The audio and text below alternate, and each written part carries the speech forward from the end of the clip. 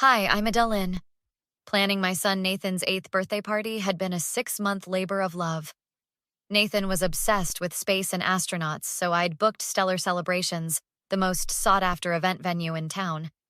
Their owner, Jackson Pierce, was an old college acquaintance who'd promised me the works for my $5,700 payment. Mom, are we almost there? Nathan bounced in his booster seat, clutching his toy rocket. 5 more minutes, buddy, I said, checking the rearview mirror. His excitement made my heart swell.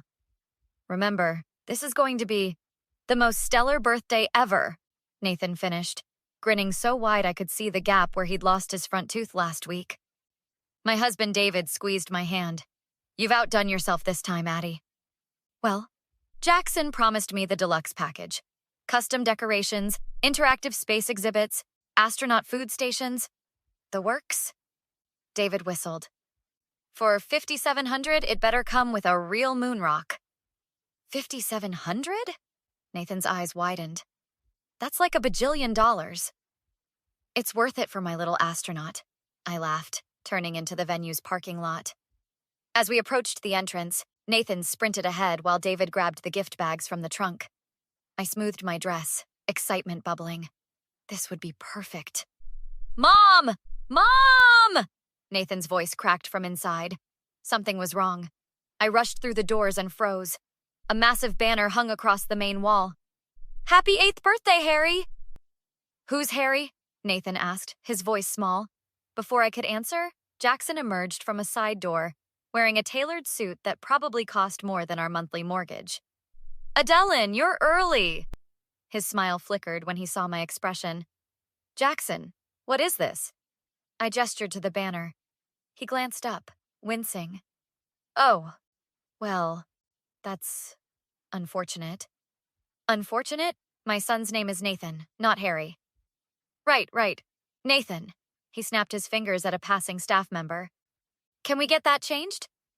The young woman, her name tag read Carly, looked uncomfortable.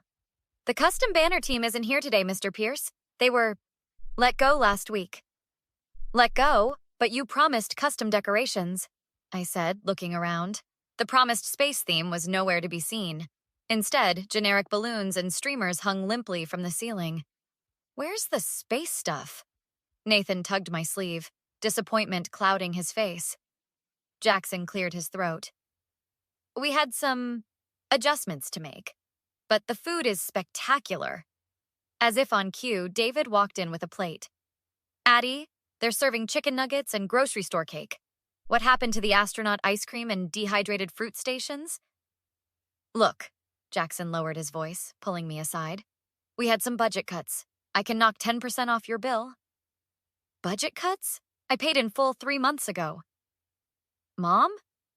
Nathan's voice wavered. Dylan's mom is on the phone. She says there's another birthday party at the laser tag place with the same invitations as ours. Everyone's confused. My stomach dropped. What is he talking about, Jackson? Minor scheduling hiccup, he muttered. Some invitations might have been misdirected. My friend Melissa burst through the door, breathless. Addie! Half the parents are at Cosmic Laser Tag. They got invitations with your name and Nathan's photo, but the wrong address. I stared at Jackson, who was now texting furiously on his phone. You know what? This was just a misunderstanding, he said, not looking up. These things happen. These things happen? My voice rose. You took my money and delivered this? Mom? Nathan tugged my sleeve again. Can we just go home? This isn't fun anymore. I looked into my son's crestfallen face and felt something harden inside me. David, take Nathan to the car, I said quietly. Melissa, can you call the parents and redirect them to our house? We'll do an emergency backup party. Once they left, I turned to Jackson. This isn't over. Come on, Adeline, he smirked. It's just a kid's party. He'll have another one next year. That's when Carly approached, hesitation in every step. Miss Adeline, there's something you should know about Mr. Pierce's operations. You're not the first client this has happened to. What do you mean I'm not the first? I asked Carly as we sat in a coffee shop the next morning. After salvaging what we could of Nathan's birthday with an impromptu backyard celebration, I'd reached out to the nervous assistant. She glanced over her shoulder before sliding a folder across the table. These are copies of complaints from the last 6 months. All high-paying clients who received substandard services. I flipped through pages of angry emails and formal complaints. Why hasn't anyone reported him? He offers partial refunds with ironclad NDAs. Most people just want to move on. Carly twisted her napkin. But I saw your son's face yesterday. It was the last straw for me. Why are you helping me? Because I need this job, but I can't sleep at night. Her voice cracked. Jackson's been cutting corners since January, firing specialized staff using cheaper supplies, double booking venues, the money clients pay for premium services. He pockets the difference. My phone buzzed with a text from Melissa. Found 5 other parents from Nathan's school who use stellar celebrations. All disasters. Meeting at my place at 2 p.m. Coming? I need to go, I told Carly. Will you be okay? Just don't tell him it was me. He's got a temper. He threatened to sue me when I demanded a refund, said Patricia, a stern-looking PTA mom sitting primly on Melissa's couch. Said I'd signed away my rights to complain in the contract fine print. He told me I was being high maintenance when the food gave my daughter food poisoning, added Raj, adjusting his glasses angrily. Did anyone actually read the contract fully? I asked. 4 embarrassed faces looked back at me. I have a copy, said Emma, the youngest of the group, pulling out her phone. My husband's a lawyer and insisted. There's nothing in here about substituting services or quality guarantees. David, who'd been quietly listening, finally spoke up. So he's delivering less than promised but charging full price.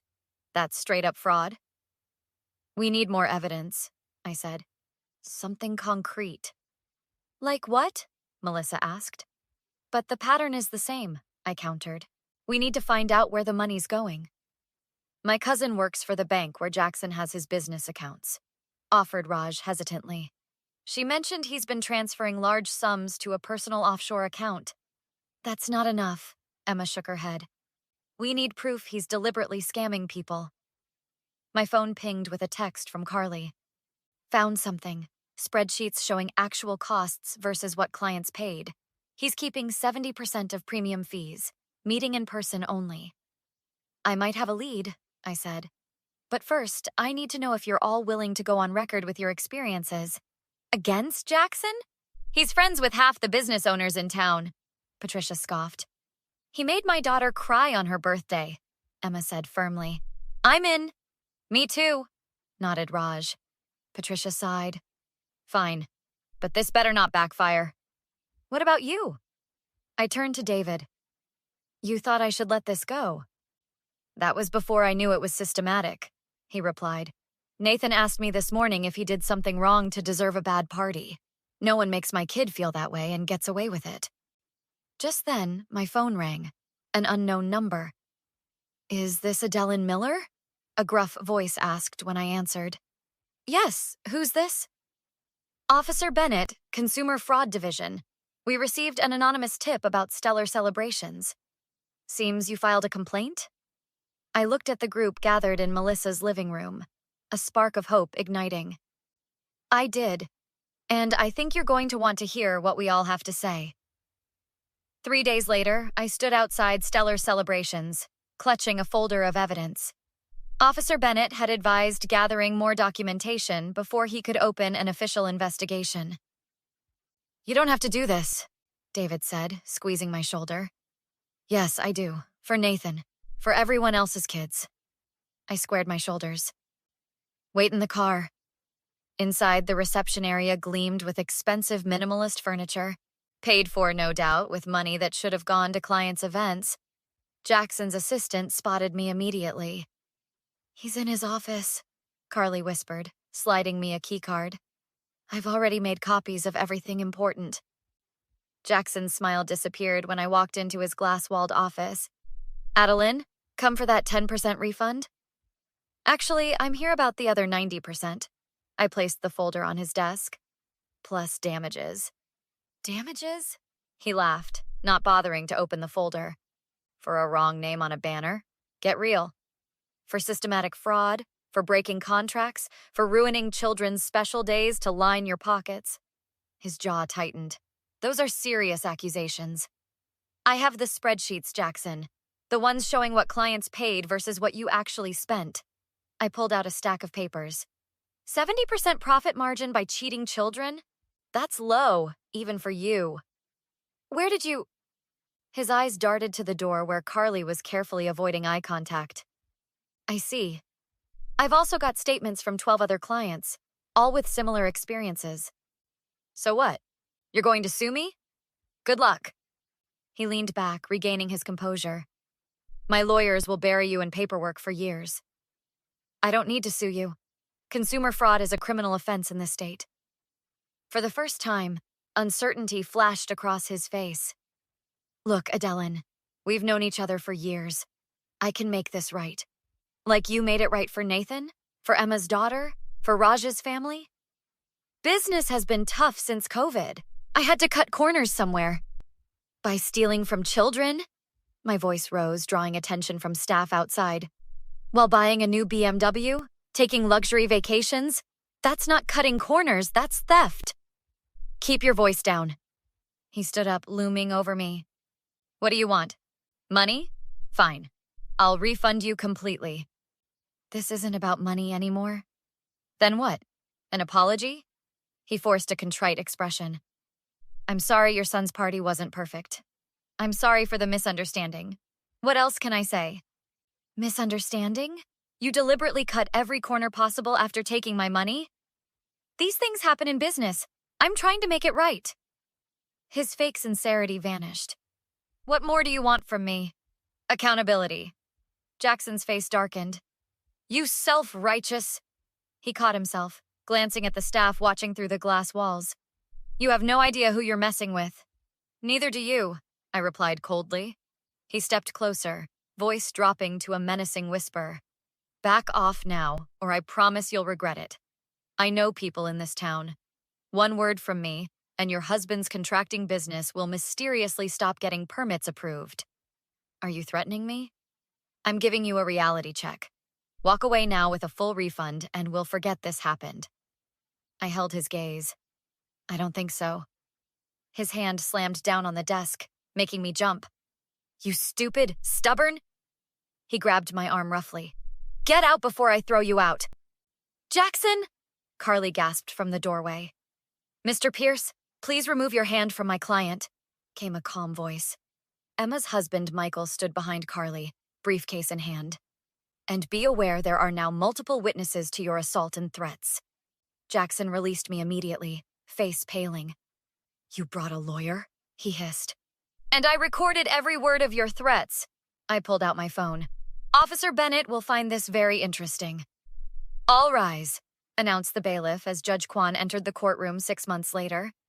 I stood with Michael beside me, watching Jackson and his attorney across the aisle. The consumer fraud trial had drawn considerable local attention, with families from across the county coming forward after our initial complaint. How are you holding up? Melissa whispered from behind me. Nervous, I admitted, but ready. Judge Kwan reviewed her notes.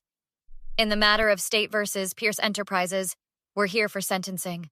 Mr. Pierce has been found guilty of 15 counts of consumer fraud, 1 count of assault, and 1 count of making criminal threats. Jackson stared straight ahead, the confident smirk long gone from his face. Miss Miller, the judge addressed me. As the initial complainant whose actions brought these crimes to light, would you like to make a statement before sentencing? I approached the podium, unfolding a paper with shaking hands. Your Honor, this case began with a birthday party, a day that should have been magical for my 8-year-old son. Instead, it revealed a pattern of deliberate fraud that victimized dozens of families. I looked directly at Jackson. Mr. Pierce didn't just take our money. He stole moments we can never get back. First birthdays, anniversaries, family reunions, celebrations that can't be redone. After I returned to my seat, the judge sentenced him to 18 months in prison, 3 years probation, and full restitution to all victims. His business license was permanently revoked. As court adjourned, Jackson approached me in the hallway, his attorney hovering nervously. Adeline, wait! His voice had lost its arrogant edge. I want to apologize. Genuinely this time. Save it, Jackson. I mean it.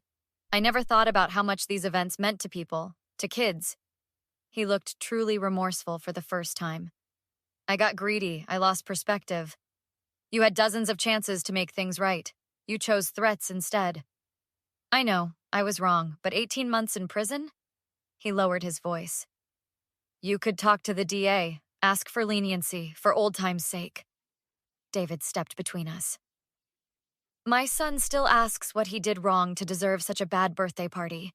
He thinks he wasn't important enough for anyone to get his name right. I'm sorry. No, I cut him off. You're sorry you got caught. There's a difference. What can I do to make this right? Jackson pleaded. Anything? Nothing. Some things can't be fixed with an apology or money. Outside the courthouse, the families gathered on the steps. Nathan ran to hug me. Did you win, Mom? Nathan asked. We did, buddy. So the bad man can't ruin any more birthdays? I knelt to his level. That's right. And Judge Kwan told me that all the money he has to pay back is going into a special fund for new celebrations for everyone he hurt. His eyes widened. Even me? Even you? We're thinking maybe a real Space Center tour this time. Later that evening, as I tucked Nathan into bed, he asked thoughtfully, Mom, do you think that man is sorry for real? I considered the question carefully. I don't know, buddy. Sometimes people are only sorry they got caught. Like when I only say sorry for eating cookies because you found crumbs? Exactly like that, I ruffled his hair. But what matters is that he can't hurt any more special days, and we helped make that happen. We're like justice superheroes, he yawned. As I turned off his light, David waited in the hallway. Superhero status already? Not bad. Justice feels good, I admitted, though I never want to see the inside of a courtroom again. No? He pulled me into a hug. Because Melissa mentioned the city council is looking into other event venues with similar complaints. Apparently, they need someone to head up a consumer protection committee. Are you serious? They need someone who won't back down. Sound like anyone you know? Have you ever had to stand up against someone who refused to take responsibility for their actions? What did you do?